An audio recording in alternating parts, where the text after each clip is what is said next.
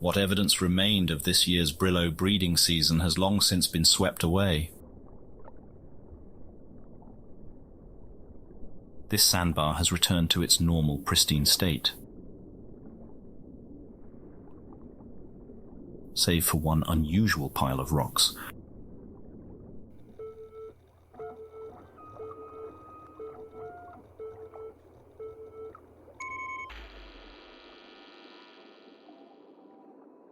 This is a stone dog. Somewhat like a hermit crab, this animal lives in a portable shelter of foreign material. It grasps together a shell of scavenged of debris with its long limbs and secretes an adhesive mucus to hold it fast. Stone dogs mostly rely on ambushing prey from a camouflaged position.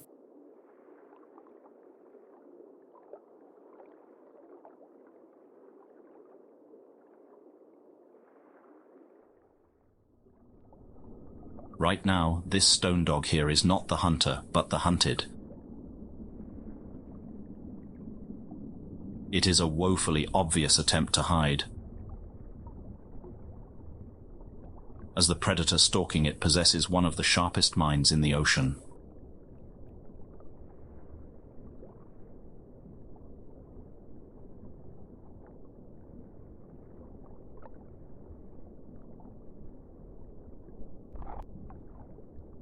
A quick check if the coast is clear. It isn't.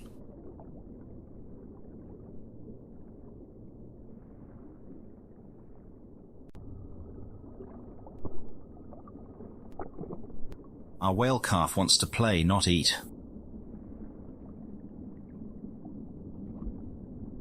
But from the stone dog's perspective, there's little difference.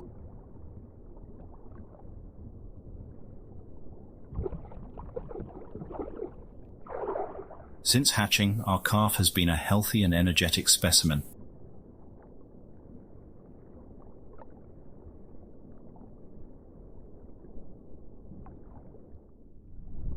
Despite his late birth, no complications are detectable. If anything, his cognitive ability is showing swift advancement.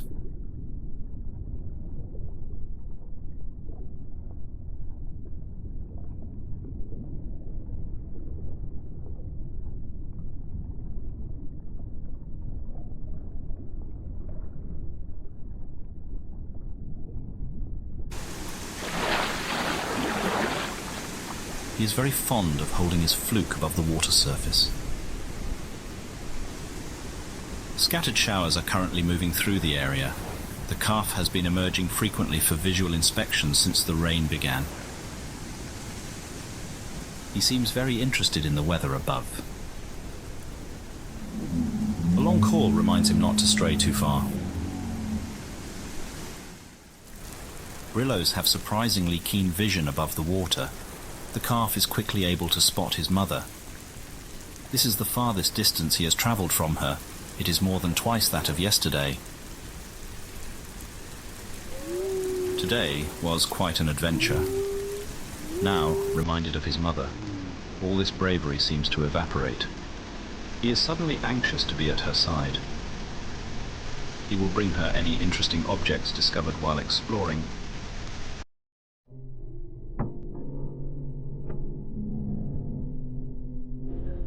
And boot it at her face. His mother is trying to rest off another bout of nausea. This play is a bit much.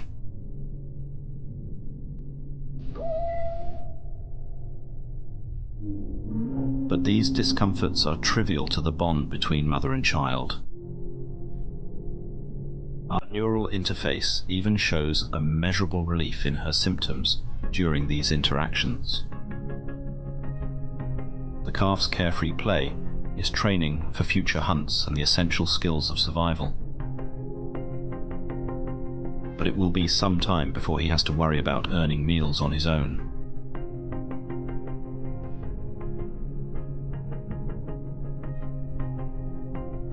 His mother's long, prehensile udders reach him through the thorny bramble. The milk he nurses on is thick as yogurt. Calves subsist on this fat-rich diet for 2 years, building up an insulating layer of blubber. and the bands of spongy tissue for other organisms to burrow into. Here we arrive at what truly makes a Brillo whale such a remarkable specimen for study. Symbiosis of unrivaled complexity and variety. This female was initially selected for study due to her exquisitely beautiful exterior. The mammal is almost totally concealed within the undulating botanical mass. In cross-section, the distinction between whale and passenger is more visible.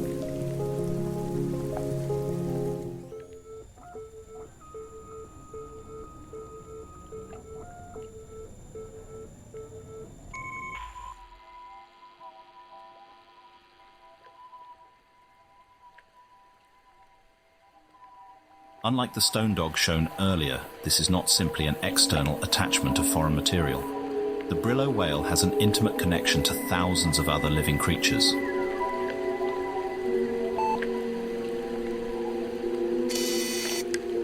The whale chooses from among a variety of partner species and offers real estate within designated regions of its body.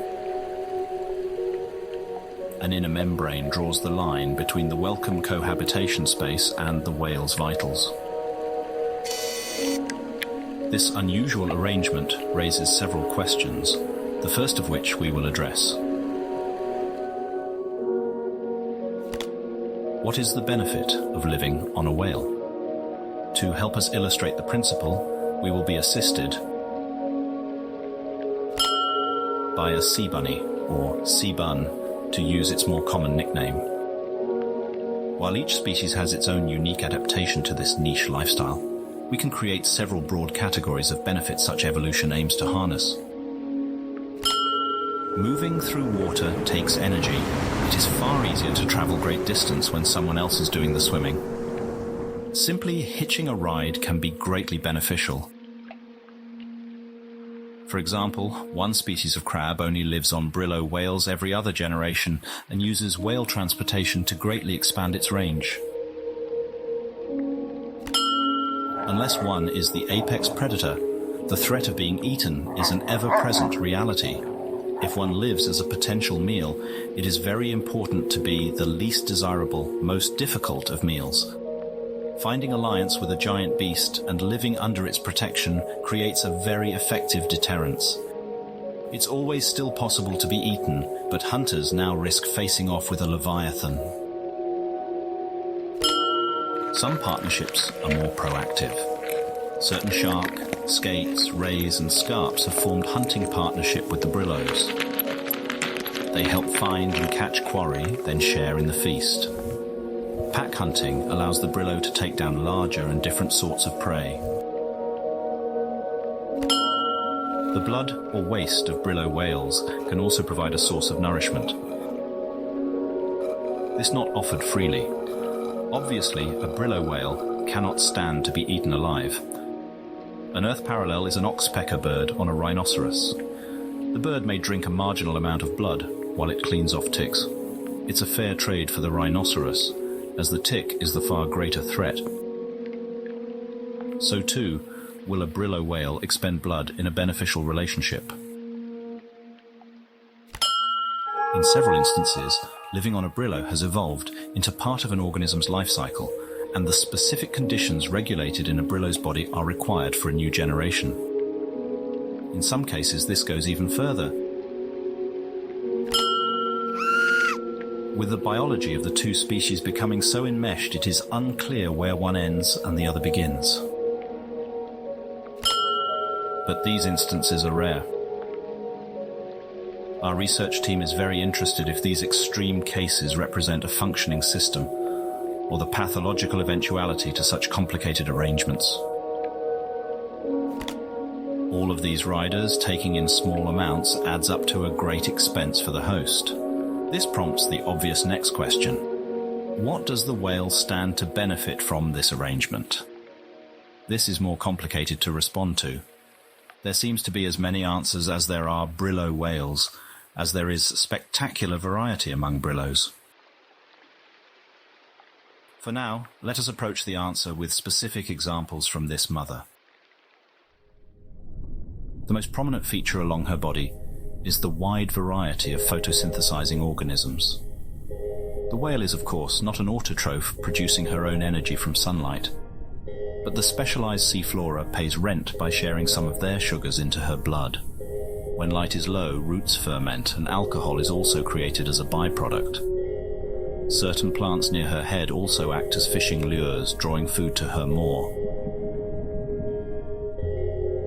While she may occasionally swim deeper, a partially plant-subsidized life has locked her within the photic zone, the upper aquatic layer where enough sunlight can sustain the leaves.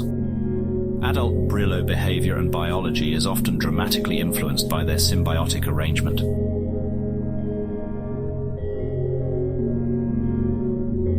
Here we see a blood trilobite. This is not an invited guest. A long needle-like proboscis pushes down and taps a vein.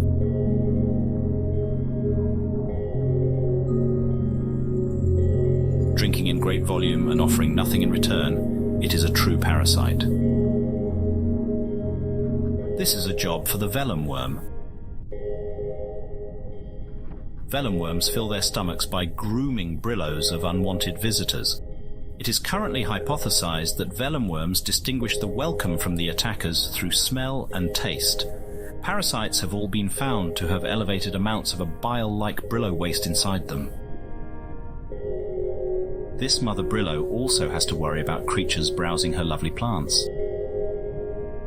Herbivorous fish attempt frequent raids on the leafy goods. This one is alone and quite oblivious. The vellum worm packs a powerful punch for larger animals. A neurotoxin-filled barb is shot into the fish's heart. It can only manage a faint muscle spasm before the venom completes its work. The brillo whale's strategy is called a symbiotic garden. It is an intentionally cultivated arrangement and a precarious balance of mutual reliance. When successfully maintained, the host becomes a morass of life. It is usually defended from attack. It can sometimes acquire energy in novel ways, and occasionally it is able to invade new niche ecosystems. The universal downside experienced by all brillos is that more complexity creates more points for failure. An adult brillo's life is dominated by the struggle to groom a semblance of order into increasingly overgrown flanks. To a simple calf, these adult problems have yet to enter his mind. Today he has found his mother's leaves serve as fun streamers to play with. She finally scolds him.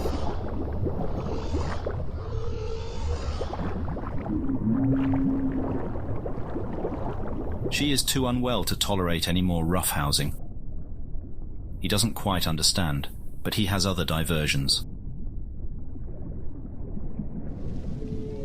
Primarily drinking more of her milk. Given the complexity of brillo anatomy, even small health problems can swiftly spiral out of control. This female experienced complications while giving birth. There is the potential for the situation to worsen. A thorned branch has become ingrown, puncturing through both the layer of protective outer muscle and the cuticle barrier. This had begun prior to calving, but her contractions to extend the womb also caused the plant shard to stab deeper. The spikes are now in contact with her intestines. Fortunately, there is no puncture yet. The site is inflamed and white blood cells flood the area. The immune system unmistakably identifies this as an injury. We can witness her stiff reluctance to move and read a jolt in brain activity when she's jostled. It must be greatly painful. The greatest danger right now is a tear of the intestines, which would certainly be fatal. There is reason to hope. Our scans also reveal that she has recovered from a similar injury in the past. Perhaps brillos regularly endure such ghastly wounds. Perhaps it was the safety of the brillo herd which afforded her enough time to convalesce. Certainly her odds of survival will be boosted greatly if she is able to make the long swim back. For now, she is still well enough to care for her newborn, though doing so must be exhausting.